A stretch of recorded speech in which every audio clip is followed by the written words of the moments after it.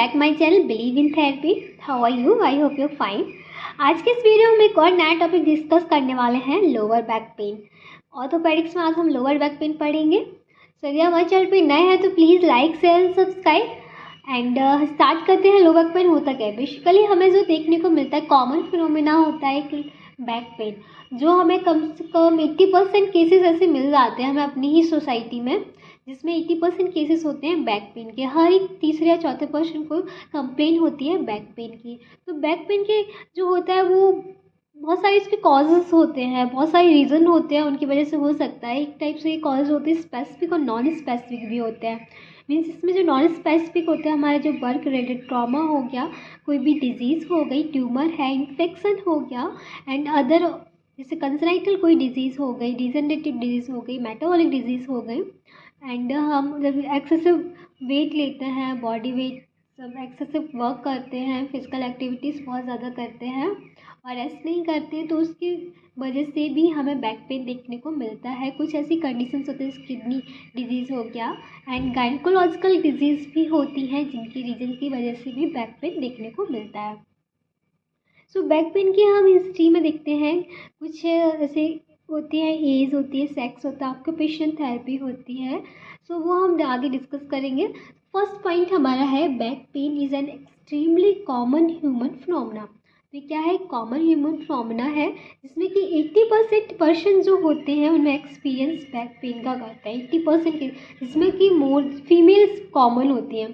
Females ज़्यादा होती है क्योंकि वो after pregnancy and after menstrual cycle के मेनोपॉज के बाद पेन देखने को मिलता है। और मैन भी देखने को मिलता है, बट वो ओबेसिटी की वजह से देखने को मिलता है, और जैसे कि जो पोस्चर, बैड पोस्चर हो, उसकी रीजन की वजह से मैन में बैक पेन देखने को मिलता है। तो कॉजेज क्या है? इसके कॉजेज होते हैं जो बैक पेन की स्पेसिफिक होता है, नॉन स्पेसिफिक होता है। स्पेसिफिक कॉज बैक पेन की जैसे ट्यूमर हो गया, इन्फेक्शन हो गया, ट्रॉमा हो गया, एनी डिजीज़, कोई भी ऐसी डिजीज़ होती है। तो हम देखते हैं इसके कॉजेज। सो फर्स्ट कॉजेज है इस कंजेनाइटल कॉज, जो बर्थ के टाइम से ही प्रेजेंट होता है, जैसे कि स्पाइना बाइफिडा हो गया, लंबर स्क्लेरोसिस हो गया, स्पॉन्डाइलोसिस हो गया। ट्रॉमेटिक कोज कोई भी एक्सीडेंट केस की वजह से, जैसे कि स्प्रेन है, स्ट्रेन है, डिस्क हमारी जो होती है प्रोलैप्स कर जाती है, वर्टेब्रा प्रोलैप्स हो जाते हैं। And next is inflammatory cause. Inflammatory cause की हमारा ट्यूबरक्लोसिस है, एंकोलाइजिंग स्पॉन्डाइलिसिस है। और डिजेनरेटिव कॉज होते हैं ऑस्टियोआर्थराइटिस, रिमोटॉइड अर्थराइटिस हो गया, सेप्टिक अर्थराइटिस हो गया। And next is metabolic cause. कुछ मेटाबॉलिक डिजीज जैसे कि ऑस्टियोपोरोसिस है, ऑस्टियोमलेशिया है, रिकेट्स है, नियोप्लास्टिक डिजीज में बिनाइन है, मैलिग्नेंट ट्यूमर है। तो ये सारे कॉज होते हैं जो बैक पेन का मीन्स बैक पेन के कॉज होते हैं। इसकी वजह से हमें बैक पेन देखने को मिलता है। ये सारे कॉज भी हो सकते हैं, और कुछ अदर जैसे कि गायनेकोलॉजिकल डिजीज़ हो गया, उस टाइम भी हमें पेन देखने को मिलता है, और एक्सेसिव बहुत ज़्यादा वर्क करने की वजह से भी बैक पेन हो सकता है। नेक्स्ट हम देखते हैं इसकी हिस्ट्री। हिस्ट्री क्या होती है? हिस्ट्री जैसे कि एज हो गया, सेक्स हो गया, ऑक्यूपेशन थेरेपी हो, पास्ट थेरेपी हो गया, पास्ट हिस्ट्री हो गया। तो इस हिस्ट्री में से कि एज है, किस टाइप की एज के लोगों में देखने को मिलता है बैक पेन। तो बैक पेन जो होता है अनकॉमन होता है चिल्ड्रन में ज़्यादा देखने को नहीं मिलता। यदि कोई डिजीज़ हुई है, बाई बर्थ डिजीज़ है, कंजेनाइटल डिजीज़ है, तो देखने को मिलेगा, वरना ये चिल्ड्रन में नहीं देखने को मिलता है। ये हमें ज़्यादातर 40 एज के बाद ही देखने को मिलता है बैक पेन, जो कॉमन होता है। जैसे कि जो एल्डोसेंट में हो गया, postural and traumatic ligament and muscles injury. जो एल्डोसेंस हो गए उनमें पोस्चरल डैमेज या बैड पोस्चर की वजह से हो गया, एंड एक्सेसिव एक्टिविटी ऐसी करते हैं जिसकी वजह से एक ही पोजिशन में एक्टिविटी कर रहा है, तो उसकी वजह से बैक पेन देखने को मिलता है। ट्रॉमेटिक कोई कंडीशंस है, या हमारी लिगामेंट मसल्स इंजरी हो जाती है ट्रॉमेटिक कंडीशंस में। एडल्ट में देखने को मिलता है स्पाइंडलोआर्थोपैथी में, एंड प्रोलैप्स हो जाती है, डिस्क प्रोलैप्स हो जाती है, तो उस वजह से हमें देखने को मिलता है। नेक्स्ट हम तो ये हमें वुमेन में बहुत ज़्यादा कॉमन देखने को मिलता है, मोर कॉमन होता है वुमेन में आफ्टर प्रेगनेंसी। इस this due to excessive weight, बहुत ज़्यादा वेट कैरी करने की वजह से, एंड एक्सरसाइज कम करने की वजह से, पुअर मसल स्टोन होने के रीजन से भी पेन देखने को मिलता है फीमेल्स में। एंड न्यूट्रिशनल डिफिशियंसी जैसे कि ऑस्टियोमलेशिया, रिकेट्स हो गया, तो इस टाइप की कंडीशंस में फीमेल में बैक पेन देखने को मिलता है। बट मैन में क्या होता है? Due to obesity and bad posture, obesity होने की वजह और बैड पोस्चर की वजह से हमें मैन में बैक पेन देखने को मिल सकता है। नेक्स्ट देखते हैं ऑक्यूपेशन। ऑक्यूपेशन में क्या आता है, जो हम डेली एक्टिविटीज़ करते हैं, साइंटिफिक जॉब हो गया हमारा, स्टडी हो गया, तो डेली जो भी लिविंग एक्टिविटीज़ होती हैं तो उन एक्टिविटीज़ की वजह से हमें पेन देखने को मिलता है। जैसे कि हो गया patient occupation daily activities and his routine, इसका जो रूटीन साइडेंटरी जॉब हो गया, मीन्स वो एक ही पोजीशन में 5 to 6 आवर्स एक ही पोजीशन में वर्क कर रहा है, तो उसकी वजह से भी हमें पेन देखने को मिल जाता है। एंड वल्नरेबल बैक पेन होता है, कॉमन होता है सर्जन में, डेंटिस्ट में, manual worker, drivers, computer professional. तो इनमें क्यों होता है, सर्जन में जो सर्जरी करते हैं तो वो 1 to 2 आवर्स 4 आवर्स की जो सर्जरी का टाइमिंग चलता है, 2 आवर्स मेनली, तो वो एक ही पोजीशन में सर्जरी करते हैं, तो इस वजह से बैक पेन देखने को मिलता है। डेंटिस्ट हो गए, वो एक ही पोजीशन में करते हैं काम। मैनुअल वर्कर्स जो है वो पूरा टाइम वर्क करते हैं। ड्राइवर हो गए एंड जैसे कंप्यूटर प्रोफेशनल्स हो गए। तो ये ऑक्यूपेशंस में हमें देखने को मिलता है। ये हमारे कॉन्स होते हैं, हिस्ट्री होती है बैक पेन की। लोगों को जो हिस्ट्री है, जो उनके जो पेन होता है वो इंडियन रीजन से भी होता है ना। Next is past history. Past history में क्या होता है, जो पेशेंट है वो सफ़र कर रहा होता है किसी और अदर डिजीज़ से, पहले से ही वो पेन की सफ़र कर रहा होता है, कोई भी ट्रॉमेटिक, कोई भी स्पाइनल डिजीज़, इन्फ्लेमेटरी डिजीज़ से सफ़र कर रहा होता है, तो वो हम बैक पेन क्रिएट करती है। So patient suffer from spinal disease, traumatic and inflammatory disease. So अब नेक्स्ट हम देखते हैं फीचर्स पेन के क्या क्या होते हैं। आई होप आपको यहाँ तक समझ आया होगा कि बैक पेन होता कैसे है, इसके क्या क्या कॉजेज़ होते हैं, क्या हिस्ट्री होती है। सो पेन के जो फीचर्स होते हैं, जैसे कि लोकेशन हो गया, ऑनसेट हो गया, लोकलाइजेशन, पेन कहाँ है, प्रोग्रेस कर रहा है जो pain, and relieving and aggravative factors. So हम देखते हैं जो लोकेशन होती है पेन की, वो मेनली कहाँ होती है। जो हम ज़्यादातर जो लोकेशन होती है वो lower and middle and upper back में देखने को मिलती है। तो जिसमें क्या होता है, कोई डिस्क प्रोलैप्स करने की वजह से, डिजनरेटिव स्पॉन्डाइलिसिस की वजह से लोअर लिम्ब में, स्पाइन में हमें पेन या मतलब देखने को मिलता है। So infection and trauma occurring dorsolumbar spine.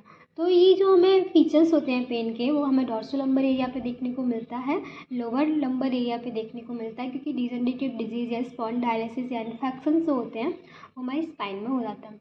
Next हम देखते हैं ऑनसेट। ऑनसेट में क्या होता है कि जो बैक पेन होता है किस एरिया पे ऑनसेट इमीडिएटली जो पेन हो रहा है वो कहाँ है, किस पैथोलॉजी की वजह से हो रहा है।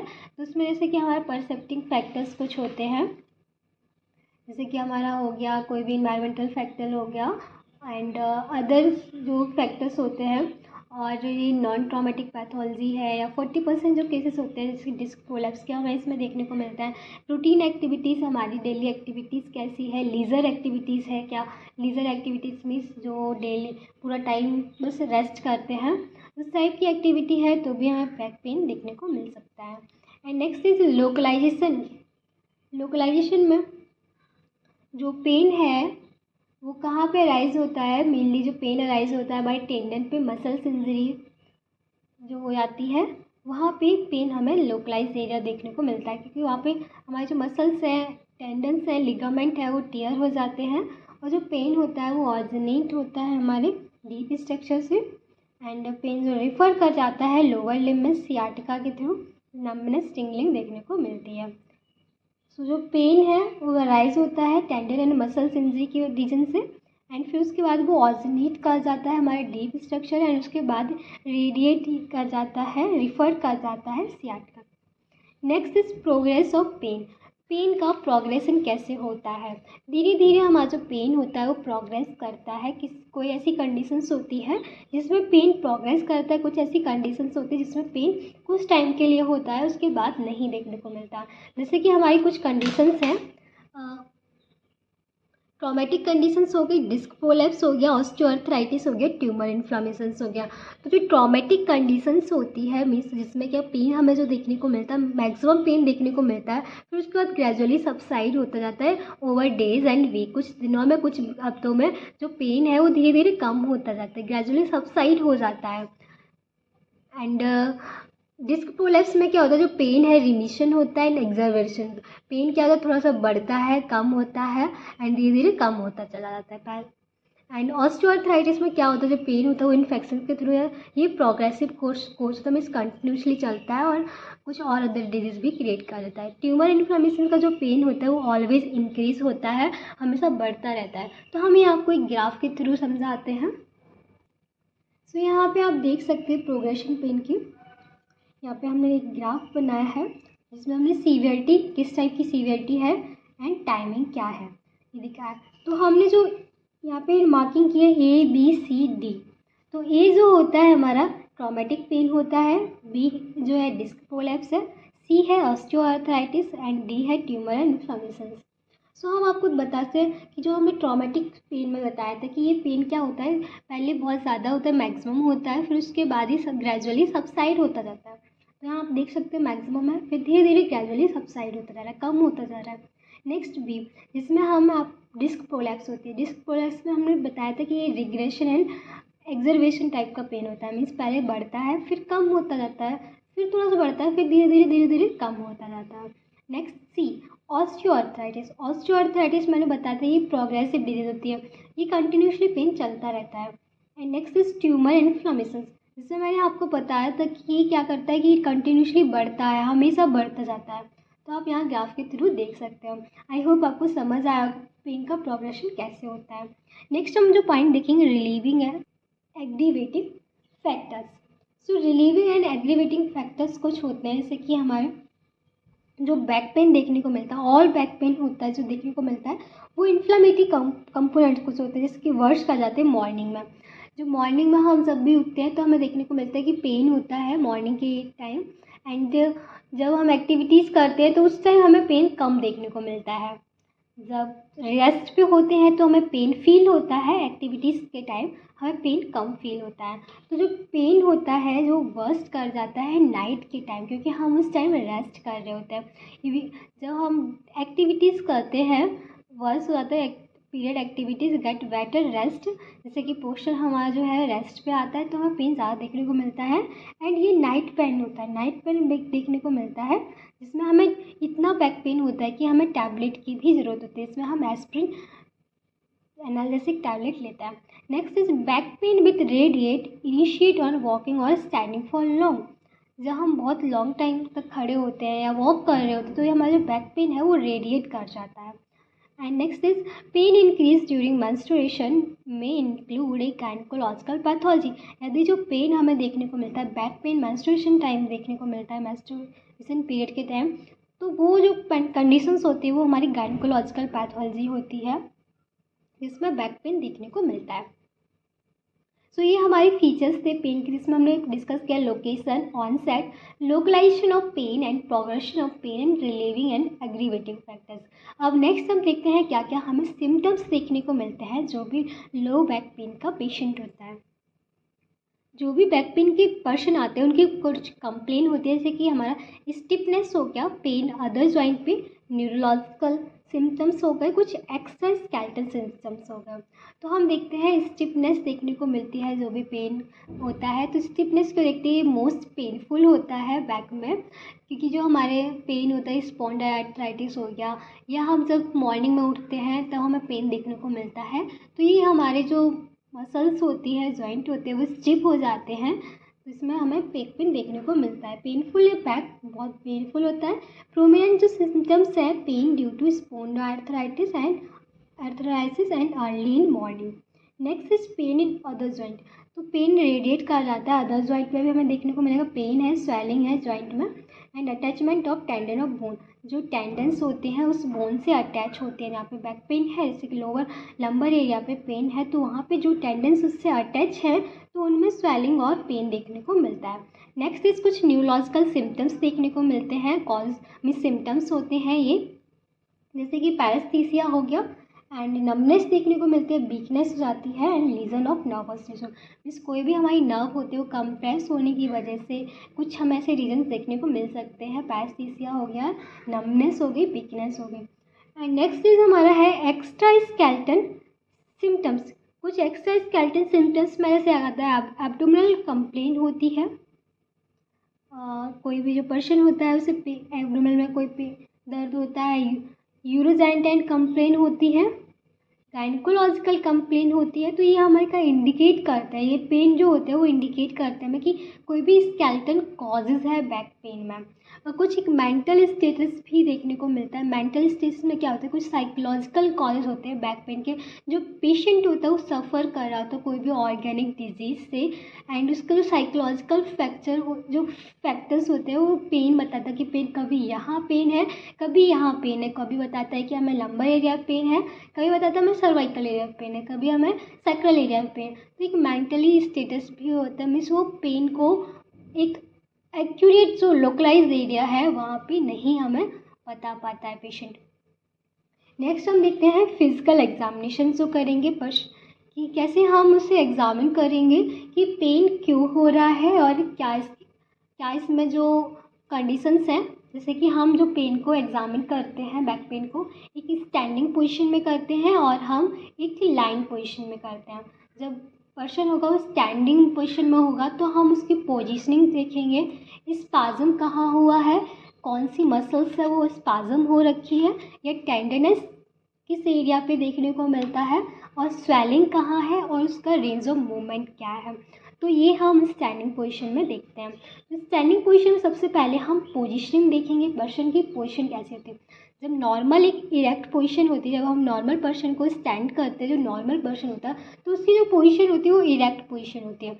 इरेक्ट पोजीशन में क्या होती है कि हमारी जो एक लाइन होती है वो हमारे ऑसिपिटल के सेंटर से हमारी नैटल क्लेफ्ट तक जाती है। तो वो लाइन को हम पहले चेक करते हैं कि वो लाइन ऑसिपिटल से नैटल क्लेफ्ट तक गई है, और उसके दोनों सोल्जर्स को हम चेक करेंगे वो सेम लेवल में है, और हम लंबर्स देखेंगे, लंबर हॉलो है, जो लंबर एरिया है वो हॉलो है, सिमेट्रिकल है। पेल्विस जो है स्क्वायर में है, तो हम उसमें देखते हैं एक नॉर्मल पर्सन में। पर जो बैक पेन का पर्सन होता है उसमें हमें जैसे कि स्क्लोसिस हो गया, काइफोसिस हो गया, लॉर्डोसिस हो गया, पेल्विक टिल्ट हो गया, फॉरवर्ड फ्लेक्शन हो गया, तो इस टाइप की कंडीशंस हमें देखने को मिलती है। तो यहाँ पे आप देख सकते हैं फर्स्ट पॉइंट है नॉर्मली ये person stand erect with the centre of the occiput line with the natal cleft and shoulder are same level. तो हम आपको डायग्राम के थ्रू दिखाते हैं। तो यहाँ पे आप देख सकते हैं ये जो पर्सन है नॉर्मल कंडीशन में ये इरेक्ट पोजीशन में खड़ा हुआ है, तो इसकी जो लाइन है वो हमारे सेंटर ऑफ ऑसिपिट से हमारे कहाँ तक आ रही है, नेटल क्लेफ्ट तक। तो हम सबसे पहले इसे देखेंगे, उसके बाद हम दोनों शोल्डर को चेक करेंगे वो सेम लेवल में है, लंबर एरिया चेक करेंगे कि वो हॉलो है या नहीं है, तो और पेल्विस देखेंगे वो स्क्वायर शेप में है या नहीं है। तो ये एक नॉर्मल पर्सन की पोजीशनिंग होती है। जब कोई बैक पेन वाला पर्सन आएगा तो उसमें हमें देखने को मिलेगा स्क्लोसिस देखने को मिलेगा। ये लंबर स्क्लोसिस हो गया, देख सकते हैं आप यहाँ पे कंडीशंस, एंड ये हमारा डॉर्सल स्क्लोसिस हो गया, मीन्स थोरेसिक रीजन पे हो गया, ये हमारे लंबर रीजन पे स्क्लोसिस है। एंड देख सकते हैं काइफोसिस हो गया, काइफोसिस में आपको यहाँ पे देख सकते हैं ये कर्व और ये कर्व में एंड लॉर्डोसिस हो गया, तो ये देख सकते हैं लंबर एरिया का जो कर्व है कितना ज़्यादा हॉलो हो गया, एंड फ्लैट बैक देख सकते हैं, बैक जो है फ्लैट हो। तो इस टाइप की हमें कंडीशंस देखने को मिलती है बैक पेन के पर्सन में, और नॉर्मल पर्सन जो होता है वो इस टाइप का होता है। तो ये हमारी पोजीशन होती है स्टैंडिंग में। नेक्स्ट है स्पाज्म देखने को मिलता है, मसल स्पाज्म प्रेजेंट होता है एक्यूट बैक पेन में। नेक्स्ट टेंडरनेस होती है, जो टेंडरनेस इंडिकेट करती है किस एरिया पे लिगामेंट इंजरी हुई है, मसल्स इंजरी, टेंडन इंजरी हुई है। एंड देयर में भी ट्रिगर पॉइंट होता है टेंडर नोडुल्स इन केस फिब्रोसाइट्स। फिब्रोसाइट्स कंडीशंस होती है यहाँ पे कैल्सीफाइज, जो कैल्शियम के कुछ नोडुल्स होते हैं, तो वहाँ कुछ ट्रिगर पॉइंट हमें देखने को मिलता है। इनमें टाइटनेस होती है जो हमारी डॉर्सोलंबर स्पाइन होता है वहाँ पे देखने को मिलता है। जो पेन होता है वो ऑरिजिनेट करता है सैक्रोइलियक जॉइंट पे, एंड टेंडरनेस जो देखने को मिलती है वो पोस्टीरियर सुपीरियर इलियक स्पाइन पे, PSIS पे देखने को मिलती है। और जो टेंडरनेस हमें और लोअर डॉर्सोलंबर एरिया पे भी देखने को मिलती है। नेक्स्ट हम देखते हैं स्वेलिंग। तो हम एग्जामिन करेंगे तो हमें वहाँ स्वेलिंग भी देखने को मिलेगी। तो स्वेलिंग क्यों मिलती है, क्योंकि वहाँ पे कोल्ड एब्सेस का फॉर्मेशन हो जाता है, पस फॉर्मेशन हो जाता है, जो इंडिकेट करता है यहाँ पे ट्यूबरक्लोसिस के कॉजेज को। And range of movement check करेंगे हम, जो पेशेंट होता है उसके लिमिटेड मूवमेंट हो जाएंगे, कोई भी डिजीज़ होने की वजह से स्पाइन पे कोई भी डिजीज़ है तो जो मोशन है मूवमेंट है वो लिमिटेड देखने को मिलेंगे। एंड नेक्स्ट हम देखते हैं लाइंग पोजीशन में कैसे हम एग्जामिन करेंगे पेशेंट को। सो अभी हमने डिस्कस किया था स्टैंडिंग पोजीशन में। अब हम लाइंग पोजीशन में पर्सन को देखेंगे, सुपाइन पोजीशन में हम देखेंगे, उसके बाद ऑब्जर्व करेंगे। तो फर्स्ट सबसे पहले हम स्ट्रेट लेग रेजिंग टेस्ट करते हैं, मीन्स SLRT। ये टेस्ट करते हैं, ये टेस्ट डिटेक्ट करता है कि नर्व की जो रूट है कितना कंप्रेशन हुआ है या नहीं है। मीन्स सुपाइन पोजीशन में पर्सन को रखेंगे, उसके बाद उसके लेग को स्ट्रेट कराएंगे, तो कितना वो स्ट्रेट कर लेता है तो वो नॉर्मल है, नहीं कर पाता तो उसमें कोई भी नर्व रूट कंप्रेस हुई है। न्यूरोलॉजिकल एग्जामिन कराते हैं, न्यूरोलॉजिकल एग्जामिनेशन हम चेक करते हैं, sensation, motor power, reflexes check करते हैं, लोअर लिम्ब का एग्जामिन करते हैं। तो इसमें क्या हमें ये हेल्प मिल जाती है किस एरिया पे पैथोलॉजी हुई है। एंड नेक्स्ट इज हम देखते हैं पेरिफेरल पल्सेस। पल्सेस को पेरिफेरल पल्सेस शुड भी पाल्पिटेट करते हैं और डिटेक्ट करते हैं वेस्कुलर कॉजेज क्या है लो बैक पेन के, एंड स्किन का टेम्परेचर भी चेक करते हैं। नेक्स्ट इज हमारे पास है एब्डोमिनल, रेक्टल और पर वेजाइनल एग्जामिनेशन, जिसमें हम चेस्ट एक्सपेंशन कराते हैं, जो मेज़र करते हैं यंग एडल्ट में बैक पेन के साथ। एंड एक नेक्स्ट हमारा नेक्स्ट एंड लास्ट है एडजेसेंट जॉइंट, जिसमें हम एग्जामिन करते हैं जो पेशेंट होता है उसका जो पेन होता है वो ऑरिजिनेट करता है हिप जॉइंट से और सैक्रोइलियक जॉइंट से। तो ये हम एग्जामिनेशन करते हैं लाइंग पोजीशन में। नेक्स्ट हम देखते हैं इन्वेस्टिगेशन हम कैसे करेंगे लो बैक पेन पर्सन का। सो इन्वेस्टिगेशन में हम रेडियोलॉजिकल एग्जामिनेशन कराते हैं, एक्सरे कराते हैं, रूटीन एक्सरे टेस्ट कराते हैं, जो हम लंबोसेक्रल स्पाइन का कराते हैं anterior posterior view and lateral view, and हम पेल्विस का कराते हैं वो एंटीरियर पोस्टीरियर व्यूज लेते हैं। एंड ये जो यूज़फुल होता है एक्सरा डायग्नोस करने के लिए कोई मेटाबॉलिक इन्फ्लेमेटरी डिजीज या न्यूप्लास्टिक कंडीशंस के लिए, जो हम उसे एग्जामिन कर सकते हैं। नेक्स्ट हम इन्वेस्टिगेशन में MRI भी करा सकते हैं, CT स्कैन भी करा सकते हैं, बोन स्कैन भी कराते हैं, जिससे कि ईजिली और अच्छे से डायग्नोस हो सके कोई muscles injury, tendon injury, ligament injury हो। एंड नेक्स्ट हम ब्लड इन्वेस्टिगेशन टेस्ट भी कराते हैं, जिससे कि हम पता कर सकते हैं कोई मैलिग्नेंसी हुई है, क्रोनिक इन्फेक्शन क्या है, मेटाबॉलिक डिसऑर्डर किस टाइप का है, तो हम इन्वेस्टिगेशन से पता कर सकते हैं। इलेक्ट्रोमायोग्राफी भी करा सकते हैं, EMG टेस्ट बोलते हैं, इसमें हम मसल्स का ग्राफ को देखते हैं, नर्व रूट कंप्रेशन हुई है या नहीं उससे पता चल जाता है हमें। उसके बाद हम ट्रीटमेंट करेंगे कैसे, जो भी पेशेंट होगा बैक पेन का। जो ट्रीटमेंट करते हैं उसके हमारे कुछ प्रिंसिपल्स होते हैं, हमारी स्पेसिफिक पैथोलॉजी क्या है उसे ट्रीट करने से पहले हम उसके बारे में डिस्कस करते हैं। एंड हम ट्रीटमेंट का एक प्रोग्राम बनाते हैं, जिसमें हम कुछ ड्रग्स पहले मेडिकल ट्रीटमेंट करेंगे, ड्रग्स देंगे, हॉट पैक का यूज़ करते हैं, स्पाइनल एक्सरसाइज कराते हैं, एंड उसके बाद हम पेशेंट को रीएजुकेट भी कराते हैं। सो ट्रीटमेंट में फर्स्ट हमारा रेस्ट पोजीशन में बेड रेस्ट देंगे, हार्ड बेड पे देंगे, एंड जो बेड रेस्ट होगा मोर देन 2 to 3 वीक्स का होगा। एंड इससे रेस्ट उसे फील आराम मिलता है या नहीं मिलता है, नहीं मिलता है तो इसका हम यूज़ नहीं करेंगे। कुछ हम ग्रेजुअली मोबिलाइजेशन एड्स यूज़ करेंगे, वॉकिंग एड्स यूज़ कर सकते हैं, लाइक ए ब्रेस का यूज़ कर सकते हैं। कुछ ड्रग्स का यूज़ करते हैं, मेनली जो एनाल्जेसिक होते हैं, पेन किलर होते हैं, एंटी इन्फ्लामेटरी ड्रग्स दे देते हैं, मसल्स रिलैक्सेशन दे सकते हैं, और हम डायग्नोस करने से जिस टाइप की डिजीज़ है, डिसऑर्डर है, उसके अकॉर्डिंग ड्रग्स देते हैं। एंड फिजियोथेरेपी कराते हैं। फिजियोथेरेपी में क्या है कि हम एक्सरसाइज कराते हैं, हॉट पैक देते हैं, SWD शॉर्ट टेप डायथर्मी देते हैं, MWD देते हैं, अल्ट्रासाउंड कराते हैं, एक्सरसाइज कराते हैं स्पाइन की। नेक्स्ट इज ट्रैक्शन देते हैं। ट्रैक्शन से क्या होता है कि जो ये हेल्प करता है, फोर्स देता है, बेड पे ही फोर्स देता है, जो जिस पर्सन को बैक पेन होता है, मसल स्पाज़म बहुत ज़्यादा हुआ होता है, तो ये क्या करते हैं, फोर्सिंग लगाता है पेशेंट को बेड पर रेस्ट के लिए। sometimes help in forcing the patient to rest in the bed. Next इस देखते हैं एजुकेशंस में क्या होता है कि हमें अवॉइड करनी होती है, हम एजुकेट कराते हैं, पर्सन को बताते हैं कि आपको कोई भी ऐसे जो एक्टिविटीज़ हैं डेली लिविंग में, बहुत जो एक्टिविटी हमें वल्गर एक्टिविटीज़ होती हैं, स्ट्रेनिंग एक्टिविटीज़ हो गई, उस टाइप की एक्टिविटीज़ नहीं करनी है, जिससे कि हमें जो एक्टिविटीज़ करनी है सिटिंग, स्टैंडिंग, वेट लिफ्टिंग नहीं करना होता है। पर्सन को ऐसी हैवी एक्टिविटीज़ नहीं कराते हैं। कुछ मेजर कॉज और भी होते हैं, जैसे कि हमारा मेजर कॉज होता है जो बैक पेन के लिए होता है, कंजनाइटल डिसऑर्डर हो गया, जैसे कि स्पाइना बाइफिडा हो गया, ये हमने लास्ट के वीडियो में डिस्कस किया है, यदि आपने नहीं देखा तो वहाँ देख सकते हैं। ट्रॉमेटिक डिसऑर्डर हो गया, जैसे कि बैक स्ट्रेन है, कंप्रेशन है, एक्सीडेंटल केसेस हो गया। इन्फ्लामेटरी डिसऑर्डर हो गया, जैसे ट्यूबरक्लोसिस है, एल्कोलाइजिंग स्पॉन्डाइलिसिस है। डिजेनरेटिव डिसऑर्डर है, जैसे कि ऑस्टियोआर्थराइटिस हो गया, रिमोटाइड आर्थराइटिस हो गया, प्रोलैप्स डिस्क हो गई, एंड कोई भी ट्यूमर कंडीशंस है वो बिनाइन एंड मैलिग्नेंट। सो ये यहाँ पे हमने जो देखा मेजर कॉज। आई होप आपको ये वीडियो समझ आया होगा। आज के इस वीडियो में हमने जो डिस्कस किया है लो बैक पेन के बारे में डिस्कस किया, उसके कॉज देखे, उसकी हिस्ट्री देखी। उसके बाद हमने पेन किस एरिया पे होता है, लोकल फीचर्स पेन के देखे। उसके बाद हमने डिस्कस किया है एसोसिएटेड जो सिम्टम्स होते हैं क्या पर्सन में। उसके बाद हमने फिजिकल एग्जामिनेशन किया सुपाइन पोजीशन में एंड लाइन पोजीशन में भी डिस्कस किया है।